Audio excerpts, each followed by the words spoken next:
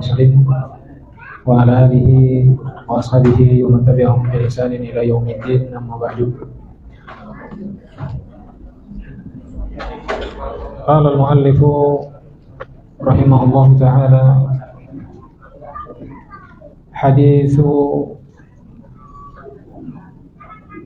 32.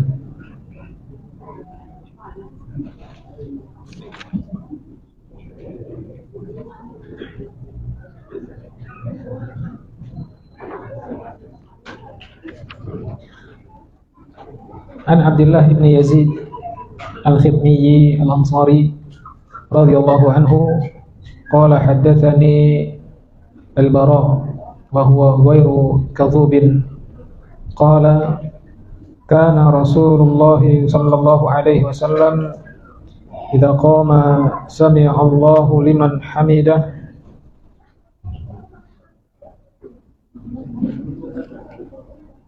lam yahni ahadun minna dhahrahu hatta yaqa'a Rasulullah sallallahu alaihi wasallam sajidan thumma naqa'u sujudan ba'dahu. Telah berkata al-muallif, semoga Allah Subhanahu wa taala merahmati beliau, di dalam kitab Umdatul Ahkam bab Salatul Jamaah hadis 82 dari Abdullah ibnu Yazid al-Khitmi al-Ansari. Semoga Allah Subhanahu wa taala meridainya. Ya, beliau adalah sahabat Nabi. Beliau tinggal di Kufah dan beliau tinggal di Kufah pada masa Abdullah ibnu Zubair. Dan beliau termasuk sahabat yang mulia. Beliau berkata, telah mengkhabarkan kepadaku Bara ibnu Azib, wa huwa ghairu kadzubin. Kata Abdullah bin Yazid, Bara itu bukan seorang pendusta. Ya, para ulama menyebutkan Abdullah bin Yazid menyebutkan Bara bukan pendusta itu bukan dalam rangka tazkiyah, ya, tapi litaqwiyah, untuk penegasan. Ya, sebagaimana dalam hadis Abdullah bin Mas'ud ketika beliau membawakan hadis Nabi sallallahu alaihi wasallam, haddatsana Rasulullah wa huwa shadiqul masduq. Telah menghabarkan kepadaku Rasulullah dan beliau adalah seorang yang jujur dan dipercaya.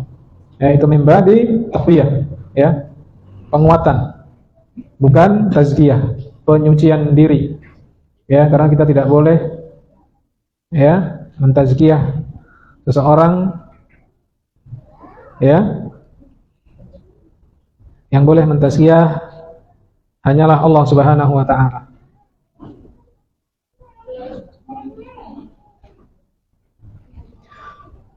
Kata Abdullah ibnu Yazid telah mengkhabarkan kepadaku Bara ibnu Azib. Beliau berkata, kana Rasulullah sallallahu alaihi wasallam idza qala sami'allahu liman hamidah lam yahni ahadun minna dhahrahu. Jadi ketika Rasulullah itu sedang mengimami dan beliau ketika mengucapkan sami'allahu liman hamidah, maka salah seorang di antara kami itu belum mengangkat punggungnya, ya, hatta yaqa'a Rasulullah sallallahu alaihi wasallam sajidan thumma naqa'u sujudan ba'dahu. Ya, setelah tegak sami'allahu liman hamidah, kemudian apa? Kemudian sujud. Ya, maka kami, kata Bara ibnu Azib, tidak bergerak sampai kami melihat Rasulullah sallallahu alaihi wasallam sujud. Tsumma naqa'u sujudan ba'dahu. Kemudian baru kami sujud. Ya, ini di antara apa? Di antara fikih salat berjamaah. Jadi seorang makmum tidak diperkenankan untuk bergerak sebelum imam sempurna bergerak. Ya. Bahkan di sini disebutkan kami tidak turun untuk sujud ketika sami Allahu liman hamidah, ketika i'tidal. Kami tidak ikut turun, tidak sujud sampai kami benar-benar melihat Rasulullah itu telah meletakkan keningnya di tempat sujud. Nah, setelah beliau meletakkan itu, baru kami sujud. Ya, ini fikih dalam salat berjamaah, dan ini yang ditinggalkan oleh sebagian besar kaum muslimin ketika salat berjamaah. Mereka banyak yang berbarengan dengan gerakan imam. Bahkan tidak sedikit yang mendahului gerakan imam. Ya. Jadi imam belum meletakkan keningnya di tempat sujud, dia sudah nempel duluan keningnya di tempat sujud. Ini banyak sekali. Di setiap masjid ada. Bahkan mungkin pelakunya kita. Maka dicek. Ya. Ini yang menyebabkan salat seorang itu rusak ketika dia berjamaah. Yang menyebabkan seorang itu rusak pahalanya ketika dia berbarengan dengan imam, apalagi sampai mendahului imam. Ya, saya sering sholat di samping, ya nggak tahu, orang nggak kenal, gerakannya itu selalu mendahului imam. Ketika i'tidal, setelah bangkit dari ruku, i'tidal, ya, ini posisi yang rawan. Ketika mau sujud, ke imam belum meletakkan, dia sudah duluan. Ya, itu pernah saya tahan tangannya agar dia tidak mendahului imam. Dan rupanya yang saya lakukan itu dia pahami. Oh, ternyata gerakan saya mendahului imam. Ya, kemudian rakaat berikutnya dia sudah bisa ngikutin gerakan saya. Ya, ini banyak terjadi di kalangan ya sebagian kaum muslimin yang sudah kenal tarbiyah pun banyak yang melakukan ini. Jadi imam belum meletakkan tempat keningnya di tempat sujud, dia sudah menuju ke tempat sujud. Ya, maka perhatikan ketika sholat berjamaah.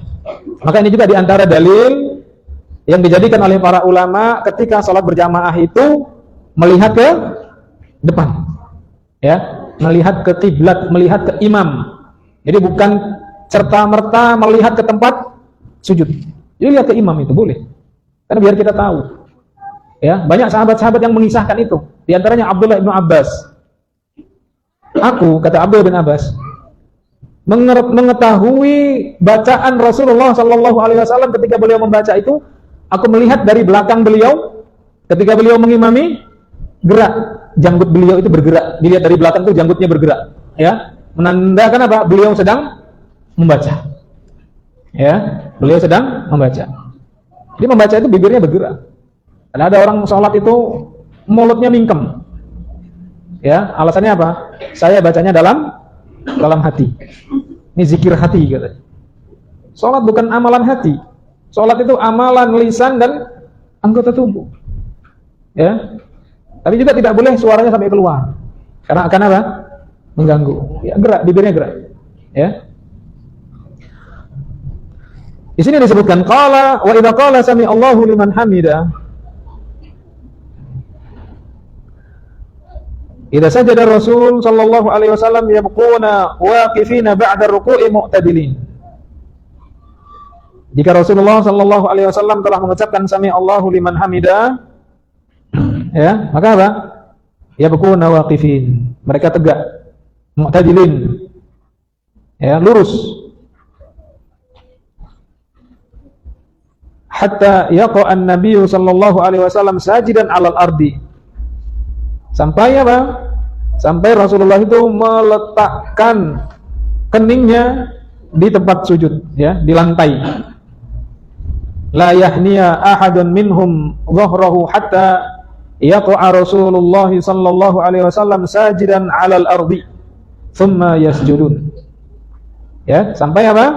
Mereka itu tidak menurunkan, tidak bergerak. Sampai mereka melihat benar-benar keningnya Rasulullah itu sudah nempel di tanah, ya, di lantai. Tsumma yasjudun. Baru kemudian mereka sujud, ya. Di sini makanya menggunakan apa? Lafaz apa? Tsumma. Ya, tsumma itu datangnya memiliki jeda. Ya, muhmalah, dia ada jeda di situ. Beda dengan wa. Jaa Muhammadun wa Ahmadu. Telah datang Muhammad dan Ahmad. Itu datangnya beriringan. Bareng.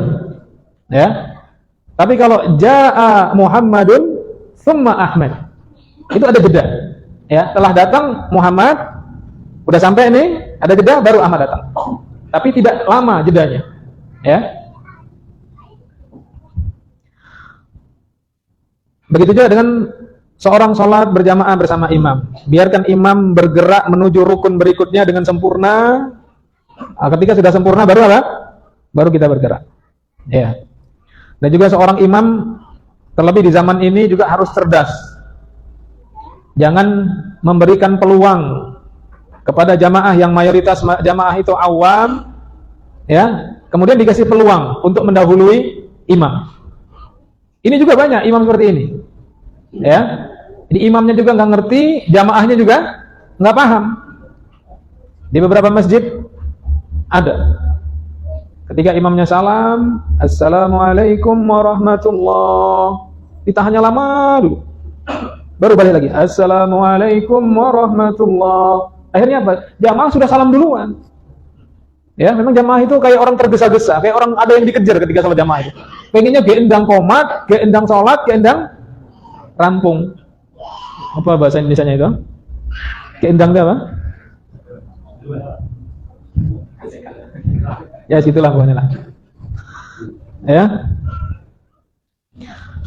Kemudian di dalam hadis yang lainnya, fil ahadits wala tarka'u hatta yarka'u. Janganlah kalian itu sujud sampai imam itu benar-benar telah sujud. Ya.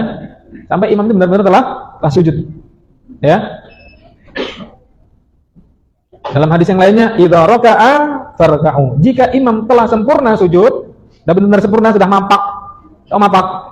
Mapak itu hak tulang itu sudah di tempatnya. Ya. Boyoknya dia sudah memang bentuknya L. Kemudian kedua tangan sudah dicengkram ke lutut. Ya. Baru jamaah itu ruku.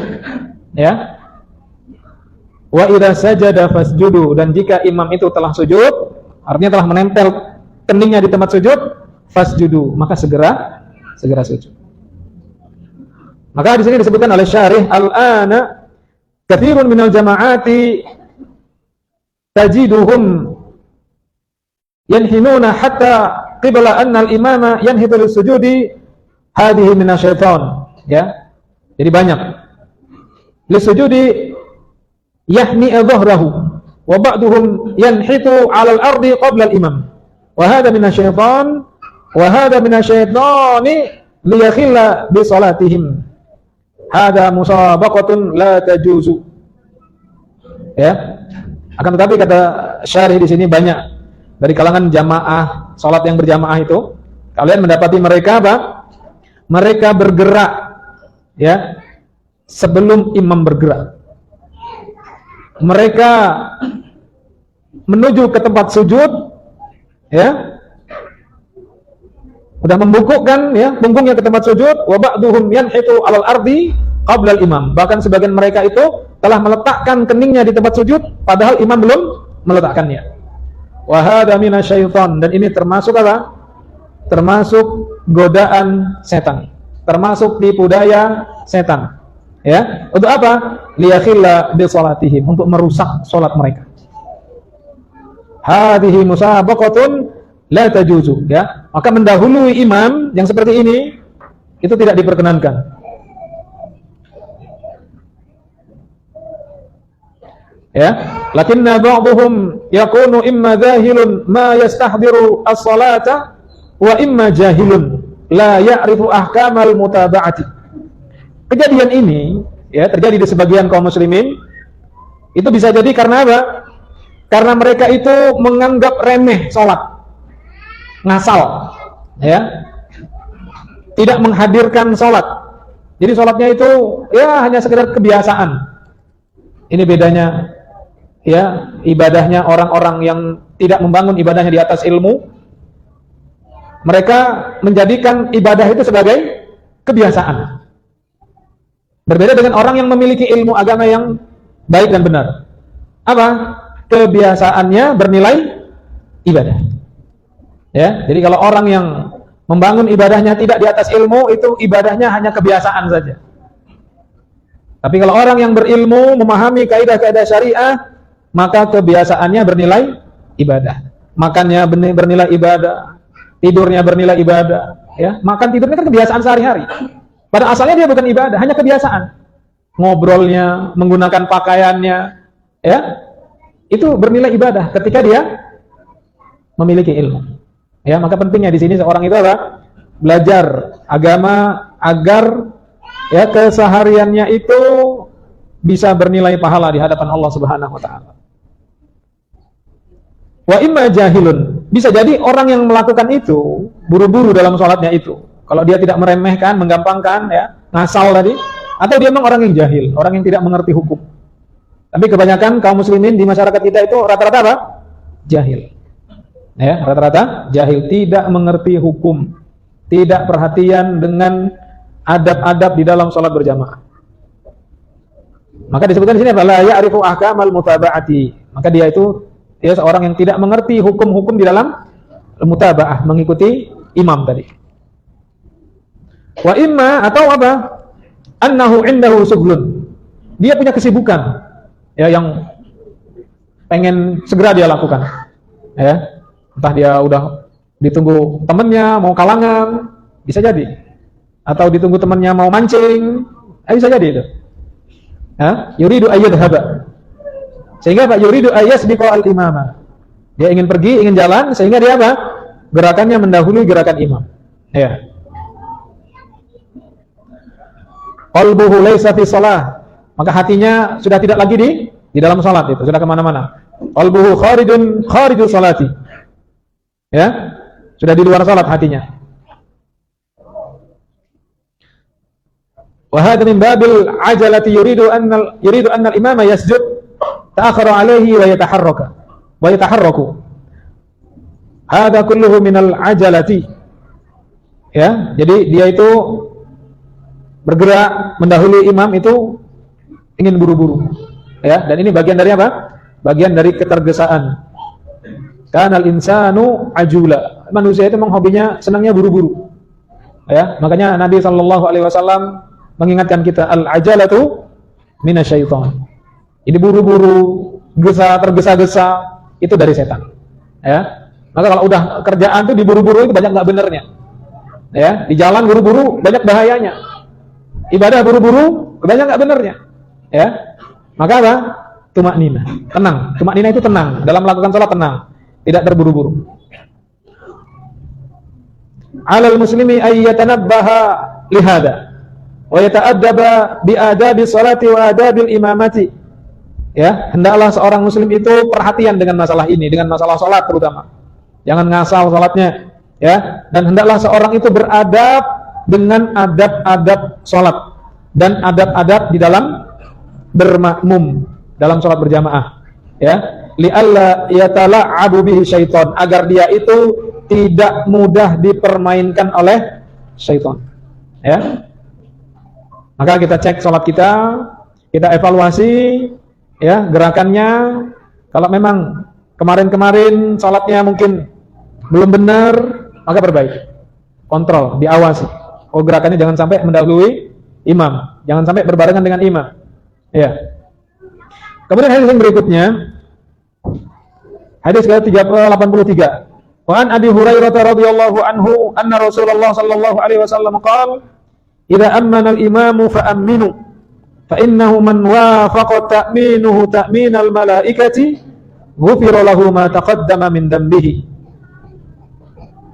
Dari Abu Hurairah, semoga Allah Subhanahu wa taala meridhai beliau, bahwasanya Rasulullah sallallahu alaihi wasallam bersabda, jika imam mengucapkan amin, fa aminu, maka aminkan. Ya. Dalam riwayat lain, idza qala al-imamu ghairil maghdubi alaihim waladdallin, jika imam mengucapkan ghairil maghdubi alaihim waladdallin, faqulu amin, maka ucapkanlah amin. Ya, ucapkan amin ini bukan hanya untuk jamaah, tapi untuk imam juga. Ya, maka disebutkan di sini rinci, idza amana al-imam. Jika imam itu mengucapkan amin, fa aminu, maka ucapkanlah amin. Kenapa? Fa innahu man wafaqa ta'minuhu ta'minal malaikah, maka sesungguhnya jika ucapan aminnya itu berbarengan ya dengan aminnya malaikat, ghufira lahu ma taqaddama min dzambi, maka diampuni baginya dari dosa-dosanya yang telah lalu. Ya, sini perintah dari Nabi sallallahu alaihi wasallam untuk apa? Mengucapkan amin bersama dengan imam. Ya, dan imam pun mengucapkan itu. Udah masuk ke Isya? Hah? Masih 7 menit. Ini berarti apa ini? Siap-siap gitu. Wa hadha aidan min ahkamil mutaba'ati lil imam. Dan ini juga termasuk hukum-hukum di dalam mengikuti imam. Annahu idza qara'a al-imamu al-Fatihata fil jahriyati wa faragha minha fa innahu yustahabbu lahu ay yaqula amin. Ya. Karena sesungguhnya apa?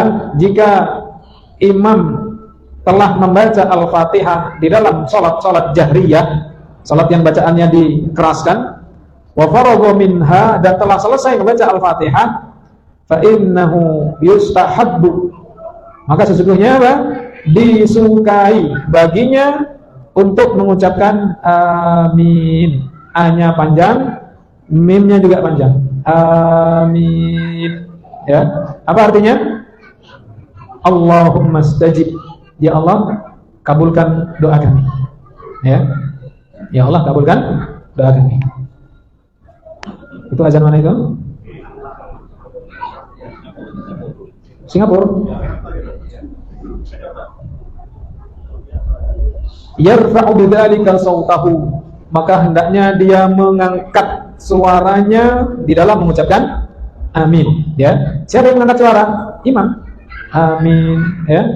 Tsumma yaqulul ma'mumuna ma'al imam. Kemudian para makmum itu mengucapkan amin berbarengan dengan imam.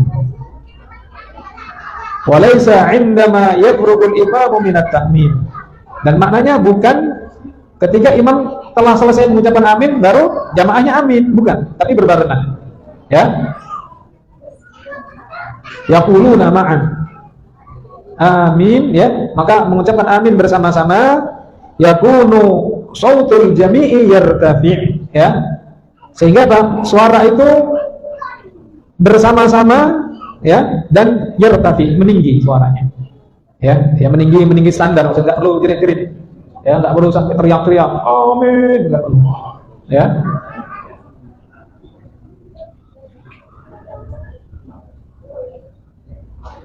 Kenapa disebutkan di sini? Li'anna surat al-Fatihati kulluha du'a'un min awwaliha ila akhiriha. Karena surat Al-Fatihah itu semuanya doa, baik dari awal sampai akhir. Ya, awwaluha du'a'un wa ibadatun wa huwa thana'u 'ala Allah, wa akhiruha du'a'u mas'alatin. Du'a'u ibadatin wa huwa thana'u 'ala Allah, wa akhiruha du'a'u mas'alah wa huwa talabu min Allah. Ya, jadi di awalnya surat Al-Fatihah itu doa ibadah. Ya, doa ibadah artinya apa? Doa memuji Allah. Karena seorang itu ketika berdoa dianjurkan untuk apa? Memuji Allah. Alhamdulillahirabbil alamin. Pujian terhadap Allah. Ar-Rahmanir Rahim. Pujian juga terhadap Allah, ya. Segala puji bagi Allah, Rabb, pemilik alam, Maha Pengasih dan Maha Penyayang. Maliki yaumiddin, yang merajai, yang menguasai hari pembalasan, ya. Baru di situ apa? Ada doa masalah. Ihdinas siratal mustaqim. Iyyaka na'budu wa iyyaka nasta'in. Ihdinas siratal mustaqim. Hanya kepadamu kami meminta, menyembah, dan hanya kepadamu kami memohon pertolongan, ya. Ini semuanya apa? Isti'anah dan talab. Meminta perlindungan, ya, dan permohonan. Kemudian apa? Ihdinas siratal mustaqim. Tunjukkan kami ke jalan yang lurus. Ya, dan seterusnya. Al-Fatihatu suratun 'azimatun. Maka surat Al-Fatihah ini adalah surat yang agung, yang mulia. Ya, karena kemuliaannya, karena keagungannya, apa?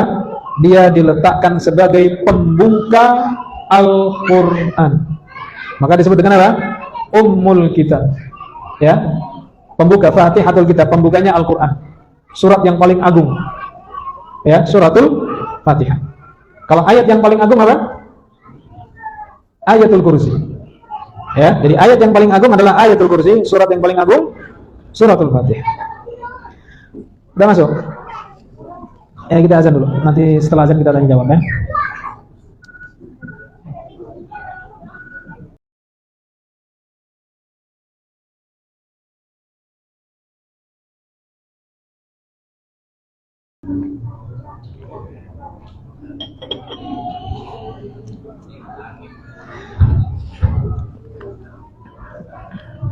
Bismillah, alhamdulillah, salatu wassalamu ala rasulillah wa ala alihi wa sahbihi wa mawala wa ba'du. Ya, ada pertanyaan, Ustaz. Apa hukumnya kalau istri sudah ngaji tapi keluar rumah nggak izin suami?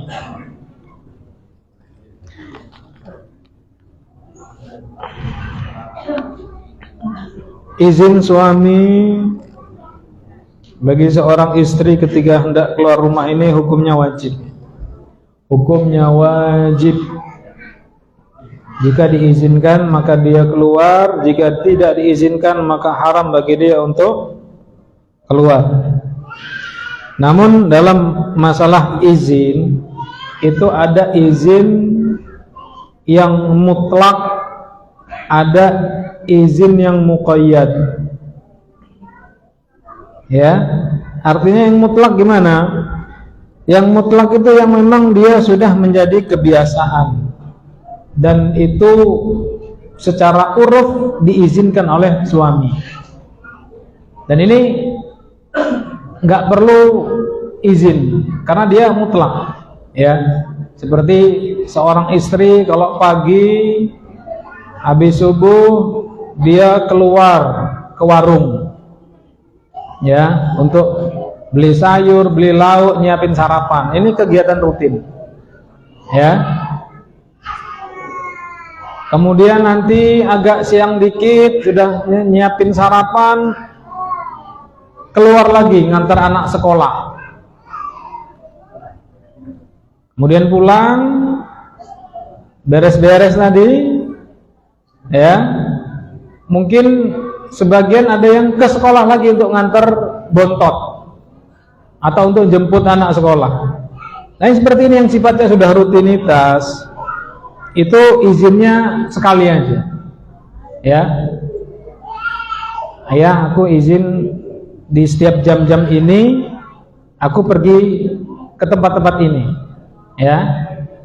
Dan itu untuk kemaslahatan rumah tangga, maka dia nggak harus dia izin dulu, karena dia memang sudah rutin, sudah dari awal, dan ayahnya juga, suaminya sudah apa? Sudah menyepakati di jam-jam ini. Oh, kalau istriku nggak ada di rumah berarti dia di sekolah, ya. Adapun izin muqayyad, dia izin terikat, itu kalau memang dia sifatnya bukan rutinitas dan dia sudah di luar kebiasaan, ya, di luar kebiasaan, ya. Maka apa? Maka hendaklah dia memperbaharui izin. Ayah, nanti aku jam 10 mau tempat fulanah, ada keperluan, ya izin itu, karena itu kan bukan kegiatan rutin, ya. Maka dia izin seperti itu. Wallahu a'lam.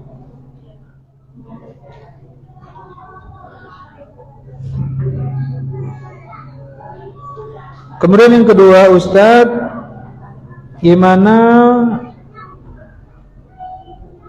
udah ngaji tapi masih suka ikut yasinan sama ikut mulutan? Ya, ditinggalkan. Ya, kalau memang dia sudah ngaji, sudah berusaha untuk istiqomah mengikuti syariat yang dibawa oleh Rasulullah, ya dia tinggalkan yang seperti itu.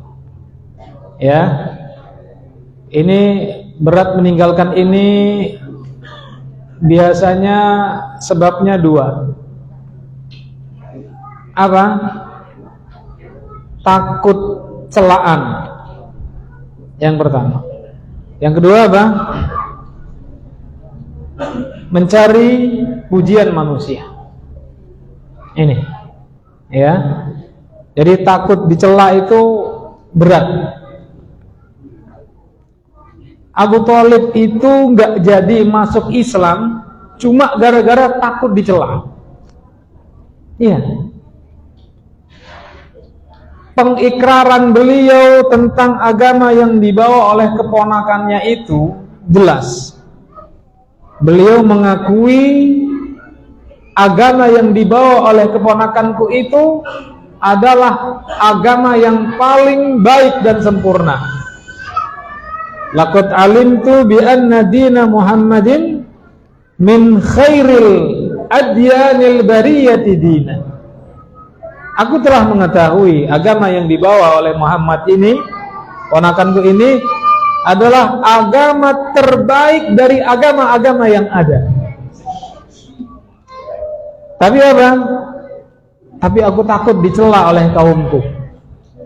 Ya, makanya kalau kita masih takut dicela, ya nggak bisa jalankan syariat Islam, susah. Ya, atau masih cari posisi. Gimana anak biasanya kalau di kampung ya disuruh mimpin doa, disuruh mimpin acara-acara yang gituan. Nanti kalau anak tinggalkan, anak nggak dihormatin lagi. Mereka akan membenci, menjauhi. Ya itu tadi. Takut dicela. Dan ini memang berat. Berat. Ya. Kata Nabi sallallahu alaihi wasallam, seperti menggenggam bara api. Ya, bara api itu panas nggak? Panas. Ya. Tapi kata para ulama, kalau menggenggamnya itu kuat, maka bara apinya akan mati. Ya. Jadi bismillah, antum aktif kajian, yang penting antum itu aktif kajian. Ya. Sudah itu ya ditolak dengan cara yang baik, dengan cara yang halus. Biasanya itu reaksi-reaksinya hanya di awal-awal saja. Ya. Setelahnya itu mereka juga tahu. Ya. Yang penting kita rajin ngaji. Ya, kalau kita rajin ngaji, kumpul sama teman-teman yang baik, antum ketika antum ada apa-apa, insya Allah teman-teman siap bantu. Ya, tapi kalau antum sudah kajian juga enggak, di masyarakat sudah terlanjur dikucilkan. Nanti ketika ada apa-apa, siapa yang membantu? Masyarakat sudah enggak mau peduli, teman-teman juga enggak ada yang kenal. Ya, makanya pentingnya kita itu apa? Kumpul, serawung, silaturahmi, ya, dan berbaur dengan teman-teman di sini. Ya, karena memang teman-teman di sini ya hampir nggak ada penduduk setempat yang di sini. Semuanya memang dari tempat-tempat yang jauh. Ya, jadi banyak omongan-omongan saya kok ngaji di Baitur Rahman kok kayak orang asing ya. Ya semua kita asing di sini. Ya nggak ada penduduk setempat. Ya berbaur aja, pintar-pintar kalian bergaul. Ya, bagi teman-teman yang memang merasa sudah lama ngaji, ada teman-teman yang baru ya dideketin. Ya, diajak ngobrol dari mana, sama siapa, terus dipesenin besok ngaji lagi ya, gitu. Udah senang itu. Ya.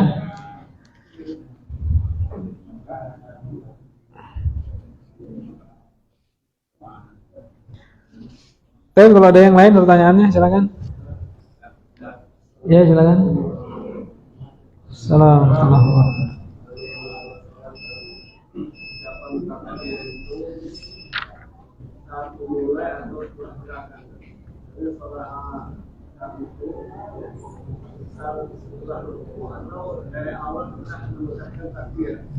Iya. Saat takbir intikal, namanya takbir intikal. Takbir perpindahan dari satu gerakan menuju gerakan lain. Kapan dimulai ucapan takbir itu? Di antara itu, ya, di antara kalau kita sujud menuju ke bangun, di antara itu, ya. Kalau kita dari i'tidal menuju ke sujud, ya di antara itu. Allahu Akbar, ya, di antaranya. Dan boleh kita mengakhirkan kalau khawatir jamaah itu mendahului kita. Mau kita sebagai imam, ya, masyarakatnya suka mendahului, boleh kita akhirkan, ya. Kita bangun dulu, baru kita ucapkan Allahu Akbar, ya. Karena terkadang patokan mereka itu takbir, ya. Allahu Akbar, mereka gerak. Allahu Akbar, kita baru Allah itu mereka udah gerak itu, ya. Oh, baru Allah itu udah gerak. Makanya apa? Untuk mengantisipasi boleh diakhirkan, ya. Wallahu a'lam. Yang lainnya silakan. Kalau makmum masuk ada tinggalan kerokangan, berikutin imam, dia lupa ini posisi masuknya tadi. Imam salam, dia salam juga. Dan kerokangannya gimana ya? Iya. Ngelengkapi rakaatnya, kalau dia tahu, oh saya ini kurang satu rakaat, berarti kan dia tahu kekurangannya, maka dia segera bangun menambah rakaat yang kurang, ya. Kemudian dia sujud sahwi, ya, dia sujud sahwi. Kalau dia nggak tahu saya kurangnya berapa ini, kurang satu apa dua apa tiga gitu, ya. Kadang ada juga yang gitu, ya. Maka boleh bagi dia untuk tahari, ya. Tahari itu dia tadi saya datang imam duduk di antara duduk tasyahud awal, oh berarti kurang dua gitu. Itu namanya tahari. Tahari itu berusaha mencari, ya. Maka dia segera bangun, sempurnakan. Tambah dua, ya. Kemudian salam, kemudian sujud sahwi. Boleh sujud sahwinya sebelum salam juga boleh, ya. Tapi kalau mau afdal, kalau kasusnya seperti itu, sujud sahwinya ba'da salam, ya. Sujud sahwi setelah salam, assalamualaikum warahmatullahi, assalamualaikum warahmatullahi, dia sujud lagi, Allahu Akbar, duduk, Allahu Akbar, duduk, kemudian salam, assalamualaikum warahmatullahi, assalamualaikum warahmatullahi, selesai, gitu. Mas Irwan, sebentar, Mas Aam. Assalamualaikum.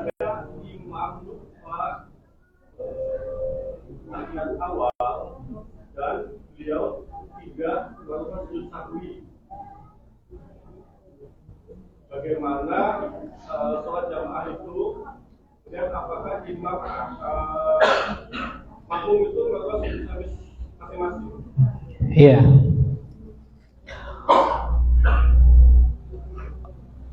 Ketika di kasus seperti itu, maka kalau imamnya tidak melakukan sujud sahwi, makmumnya melakukan sujud sahwi sendiri setelah salam, ya. Dan boleh bagi dia memberitahu imam, Pak, tadi kan nggak pakai tasyahud awal, mestinya sujud sahwi, diajarin. Boleh dia menyampaikan dengan cara yang baik. Wallahu a'lam. Oman?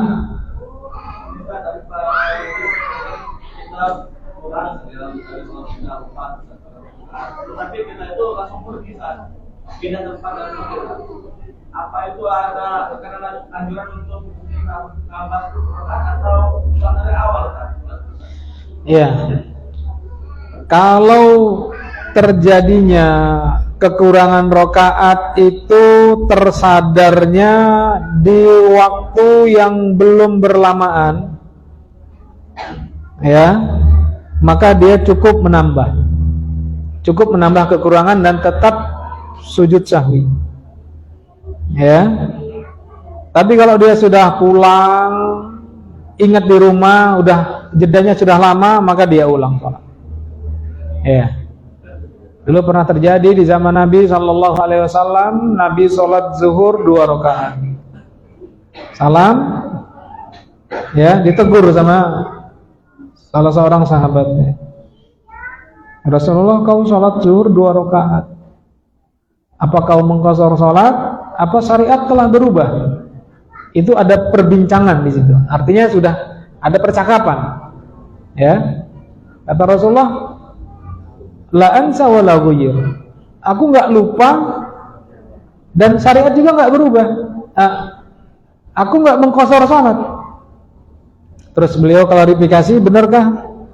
Ya, salatnya cuma 2 rakaat, kata sahabat yang lainnya benar. Akhirnya Pak Rasulullah memerintahkan kepada semua jamaah untuk menambah 2 rakaat dan salam. Ya. Ini menunjukkan apa? Meskipun imam itu salah ketika sholat itu, dia tetap harus mengikuti. Klarifikasinya itu setelah sholat. Ya. Umpamanya imam sholat zuhur 5 rakaat. Ya, udah kita bilang subhanallah, dia masih aja tegak gitu umpamanya. Maka ikut tegak. Itu konsekuensi mengikuti imam, tegak. Ya, selesaikan, udah selesai baru sampaikan ke imam. Antum tadi salatnya zuhur 5 rakaat. Oh iya toh? Iya. Baru apa? Sujud sahwi bareng-bareng gitu. Mestinya seperti itu. Ya, Allah a'lam. Ya. Assalamualaikum warahmatullahi wabarakatuh. Karena terjadi kekurangan sujud, jadi sujudnya itu cuma 1 kali, kemudian tidak mengucapkan salam, makmumnya mengingatkan subhanallah. Imam ini bingung, ya ini apa kekurangannya? Karena dia berpikir kata ada pas gitu. Iya. Nah, lantas imam ini berdiri lagi kan? Iya. Berdiri lagi, lantas kemudian dia sujud biasa, kemudian dia salam, kemudian dia sujud sahwi. Iya. Ngajak jamaahnya, jamaahnya diajak ngikutin dia. Iya. Jadi dia sujud sahwi. Iya. Tapi jamaahnya tahu bahwa dia itu bukan kekurangan rakaat, ada yang ikut, ada yang tidak. Tetap imam itu ketika diingatkan, kan ada yang paham, ada yang nggak paham. Klarifikasinya itu setelah sholat. Ya, kalau si imam membenarkan, ya, imam membenarkan, namanya apa iya sih? Tapi kok saya yakin sujudnya udah cukup gitu kata dia kata. Tapi jamaah mengingkari semua. Berarti dia memang dia benar-benar salah. Ya, maka apa? Rakaat itu tidak dihitung rakaat. Karena dia telah meninggalkan satu rukun, sujud. Sujud itu kan rukun. Ya. Jadi apa? Dia menambah 1 rakaat dan jamaah diajak menambah. Kemudian apa? Sujud sahwi. Ya. Sujud sahwi boleh setelah salam, boleh sebelum salam, bebas. Jadi bukan ditambah sujudnya ke 1 kali, Pak? Bukan. Beda kasusnya dengan duduk tasyahud awal, ini beda kasus. Kalau para ulama menyebutkan, karena ini ada hadis khusus ya, kesalahan itu ada hadis khususnya tentang sujud, tentang duduk tasyahud awal itu para ulama mengambil kesimpulan ini hukumnya sunnah. kalau ditinggalkan tidak sengaja. Cukup diganti dengan sujud sahwi. Tapi kalau sengaja ditinggalkan, batalat sholatuhu, sholatnya batal. Sama seperti sujud tadi. Ya, dia harus mengulang. Rakaat itu nggak dianggap rakaat. Tidak terhitung rakaat. Ya. Dia tambah satu kemudian sujud sahwi. Ya.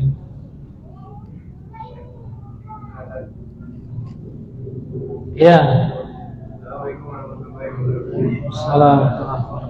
Jadi disarankan kalau di belakang imam itu harus melihat ke imam. Iya. Tapi kalau seandainya imamnya itu setiap baca ayat itu selalu begini tuh gimana? Jadi kita mengunci supaya kita usul.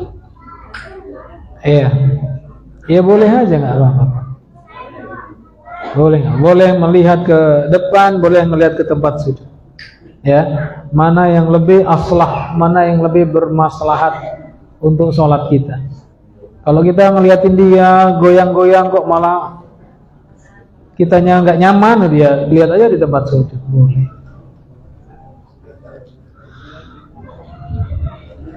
Ada lagi? Ya.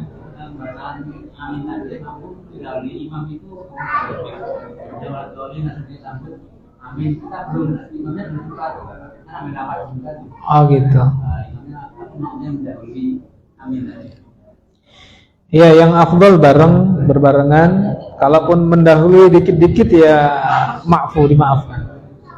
Ya karena ya kadang susah juga mau berbarengan suara ini, kadang-kadang susah mau ngaturnya. Ya, tapi kalau gerakan kita bisa ngatur. Ya. Ya, yang penting masih terhitung bareng. Ya, berbarengan, meskipun berbarengannya kadang duluan sedikit atau belakangan sedikit, yang penting masih dikatakan berbarengan. Ya, Allah a'lam.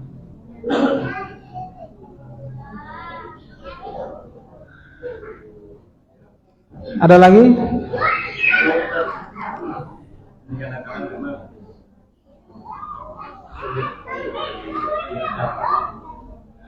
Namanya makmumnya yakin sholatnya itu sudah 4 rakaat kalau dia umpamanya dulu.